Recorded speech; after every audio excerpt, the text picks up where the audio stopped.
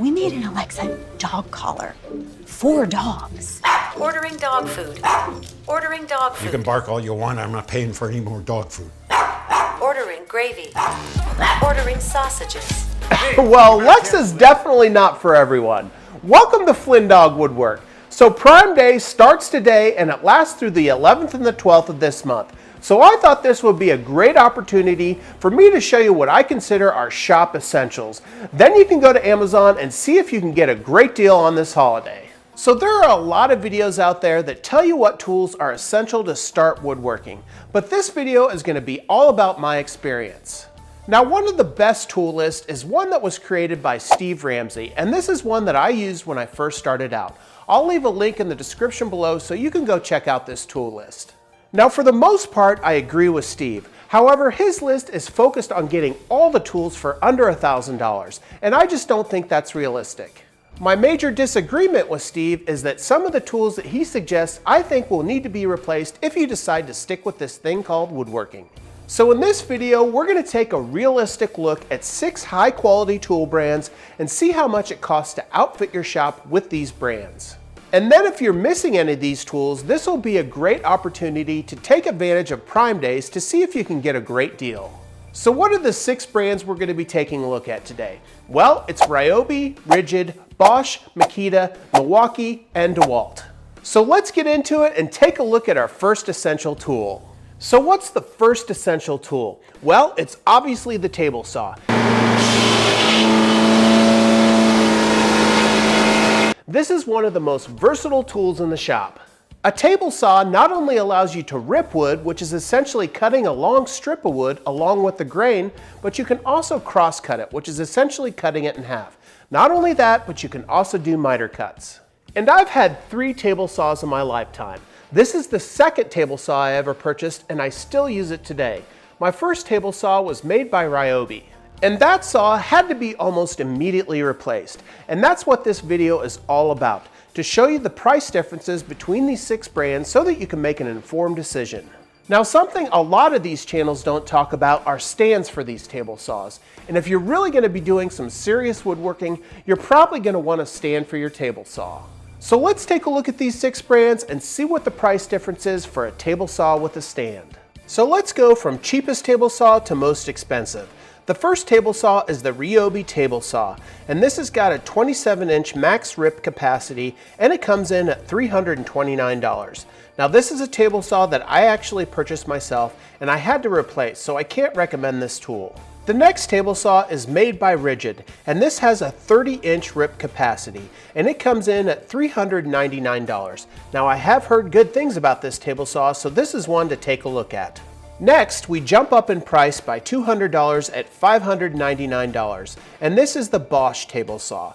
Now, this is one that I seriously considered purchasing before I purchased my DeWalt, and this thing has a 30-inch ripping capacity. After that, we move up $50 to $649, and this is the DeWalt job site table saw. This thing has a 32.5-inch rip capacity, and it's got a really nice feature with a fence with a rack and pinion. Next on our list is the Milwaukee table saw. Now, this has got a smaller rip capacity at 24.5 inches, and it's quite expensive at $732. Now, surprisingly, a brand that doesn't seem to have a table saw is Makita. Now, obviously Makita is a high quality brand, but it appears they stopped making table saws. So when we tally up all the prices for all the tools we're going to take a look at for each one of these brands, I'm going to use the DeWalt price for Makita. As a reminder, I'm going to leave links to all these tools in the description, so you can go check out to see if there's some great deals on Amazon on Prime Day. Now, one more thing that I think we need to talk about before we move on to our next tool is the ability to take a dado stack. Now, out of all those table saws, the only table saw that cannot accept the dado stack is the Ryobi. And that's a very important thing to think about before you purchase your first table saw. So now let's move on to the next essential tool on my list, which is the miter saw. Now, when purchasing a miter saw, there's 2 features that I think are really important before making a choice. The first one is I think it's really nice to have a compound miter saw. This just gives you a lot more cross-cut capacity. The second feature that I think is nice to have is a trenching feature. This makes it very nice to have when you're doing things like half-lap joints. So once again, I've had 3 miter saws in my lifetime. And once again, this is the second one that I ever purchased. This is a DeWalt miter saw, and I still use this today. My first one was once again a Ryobi. My Ryobi miter saw worked okay for a while, but since it wasn't a compound miter saw, it only had a 12-inch crosscut capacity. 12 inches. And I outgrew that fairly quickly. So this is why I'm making the recommendation to buy a compound miter saw versus a static one. So let's take a look at these 6 brands and see the price comparisons of their compound miter saws.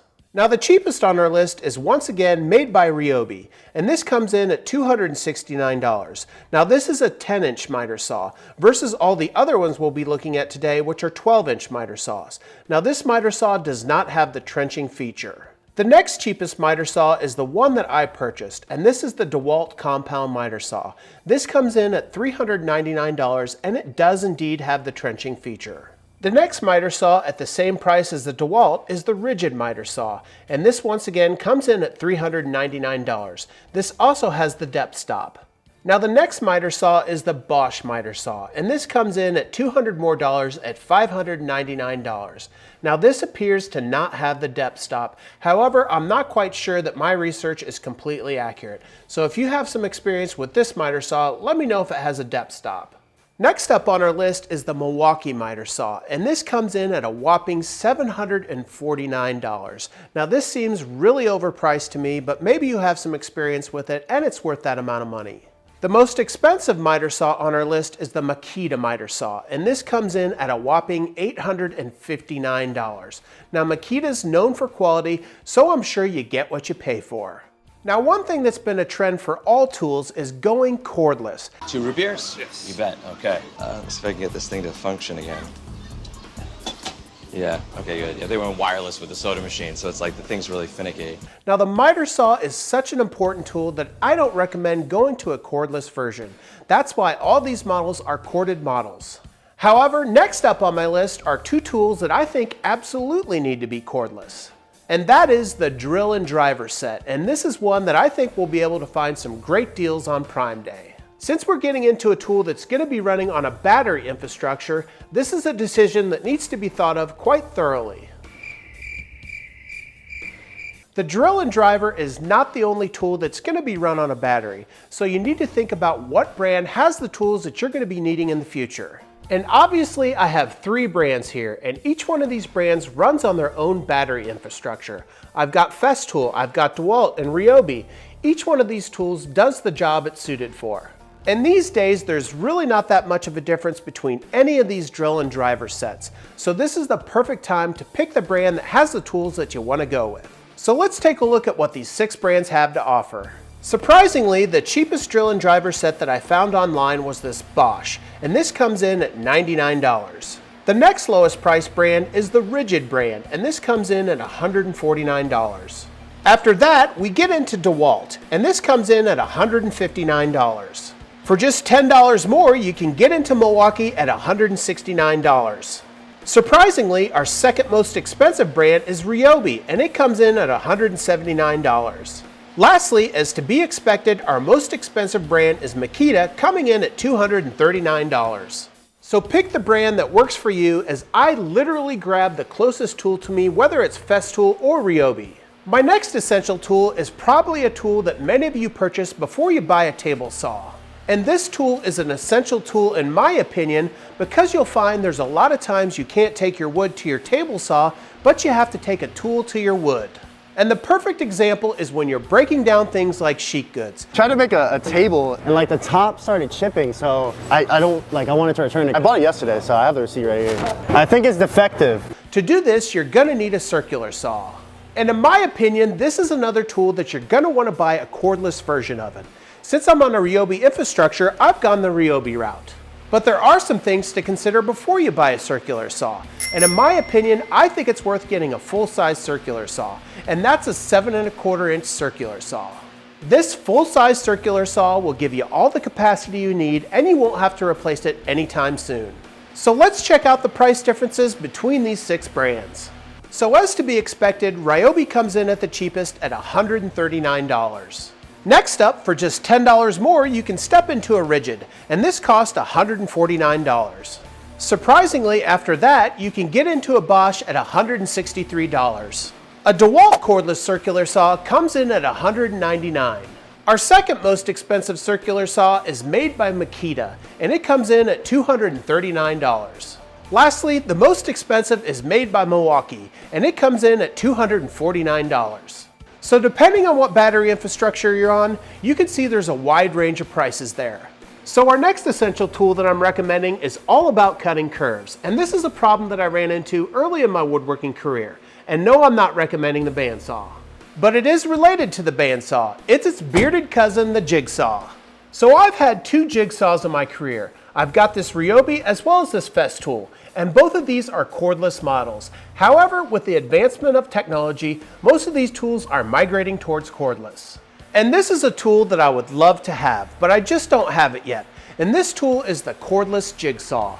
And a cordless version of this tool is an excellent choice, as when you're using a jigsaw, you tend to not use it for an extended period of time. Therefore, you shouldn't have to worry about battery degradation, and you won't cut through your cord. So this is a tool that I'm definitely going to keep an eye out for on Prime Day. So let's take a look and see what the current prices are for this cordless tool on all 6 of these brands. So our least expensive jigsaw is made by Rigid, and this comes in at $99. After that, I found a steal on Amazon.com for the DeWalt model for $119. Next up, Ryobi gets into the game at $139.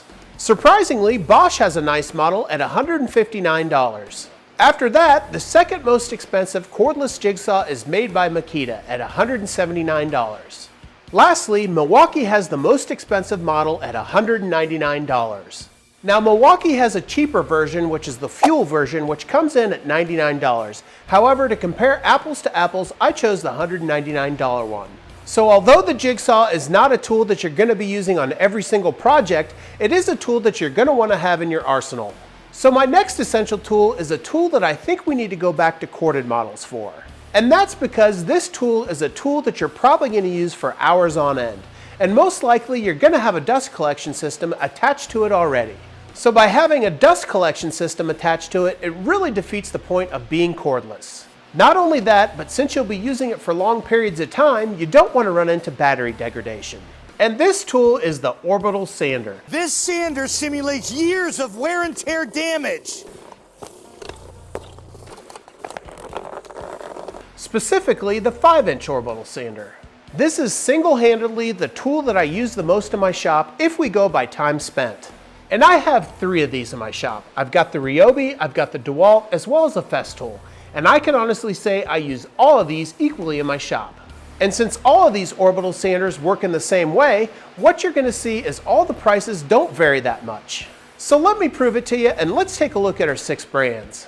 So our cheapest Orbital Sander is made by Bosch, and it comes in at $59. Next up, for $10 more, Ryobi gets into the game at $69. After that, we have the Rigid Orbital Sander at $79. Next up, we have DeWalt coming in at $84.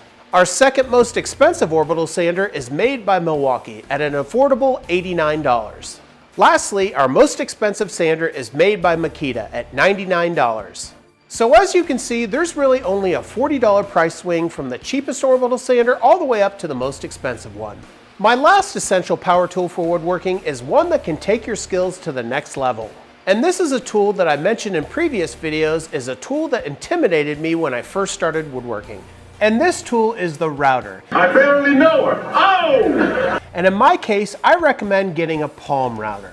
Palm routers are great because they allow you to get comfortable with the tool and they have a lot of versatility around the shop. Now I have 2 palm routers here. I've got a cordless version as well as a corded version. And I can tell you from my experience, I only grab the corded version. Now if you've seen some of my previous videos, you know that I can't recommend the Ryobi cordless router, as I've had a couple of times where the bit has actually slipped out of the collet. But this DeWalt corded router is the one that I reach for the most. Now I'm not going to try to sell you on this router, but I can honestly say this is one of the most powerful palm routers I've ever experienced. And it also has amazing abilities to do micro adjustments just by turning this knob on the top. And it's because of this that DeWalt palm router is going to be one of the more expensive palm routers on our list today.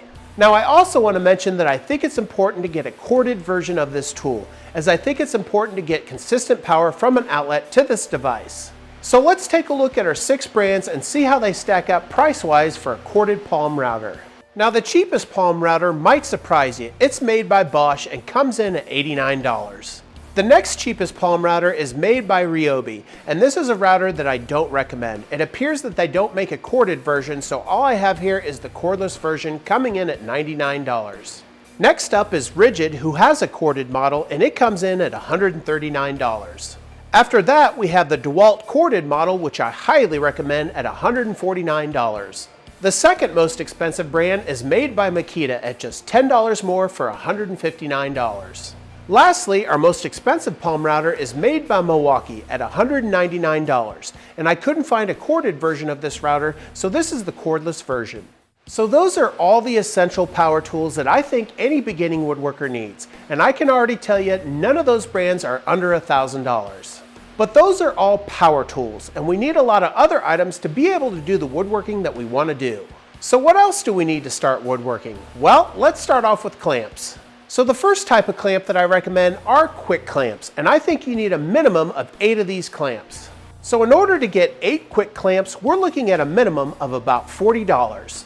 But what if you're trying to join some larger pieces of wood? Well, you're going to need some larger clamps. And that's why I suggest a minimum of 4 pipe clamps. So for 4 pipe clamps, you're looking at about $62. You're also going to need some pipe for that, which comes in at $50. What if you want to glue up a box or you want to do some miters? Well, love them or hate them, you're probably going to need a strap clamp. And here you can get a strap clamp for about $22. We're also going to need some tools to do some measurements. So what are we going to need? Well, first off, we're going to need an accurate and reliable tape measure. And I recommend the lefty-righty made by FastCap, and this comes in at $7.99. But you're also going to need some tools for layout. That's why I recommend the Speed Square along with the Combination Square. And I found this amazing deal on Amazon for the Swanson Speed Square as well as a Combination Square for $17.45. Next up, if we're going to be putting in a lot of shelves, a dado stack is recommended. In fact, my secondary table saw always has a dado stack in it. And a dado stack will run you about $95.82. Lastly, let's start talking about shop cleanliness and safety. I recommend that you get a shop vac. These are great because you can hook them directly up to your table saw or your miter saw to clean up all that loose sawdust. And a 6-gallon shop vac will run you about $109. If you own a house, you gotta own a shop vac. This baby's got the power to pick up almost anything. Lastly, you're gonna need a mask as well as some eye protection and some ear protection. And you can get reusable masks for about $21. You can get some anti-fog safety glasses for about $12. And lastly, you can get some ear protection for about $8. So for all those non-power tool accessories, we're looking at about $446. So let's add that $446 to each one of the 6 brands we took a look at and see how much it costs for each one of those brands to outfit your shop.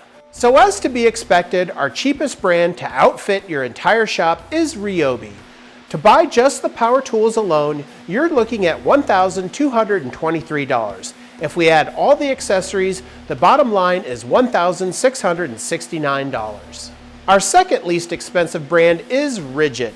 This comes in at $1,413 just for the power tools. If we add all the accessories, the bottom line is $1,859. Surprisingly, our third cheapest brand is DeWalt. If we purchase just the power tools, we're at $1,738. After the accessories, the grand total is $2,184. For just a few dollars more, you can get into Bosch. If we buy just the power tools alone, you're looking at $1,767. For all the accessories, the grand total is $2,213.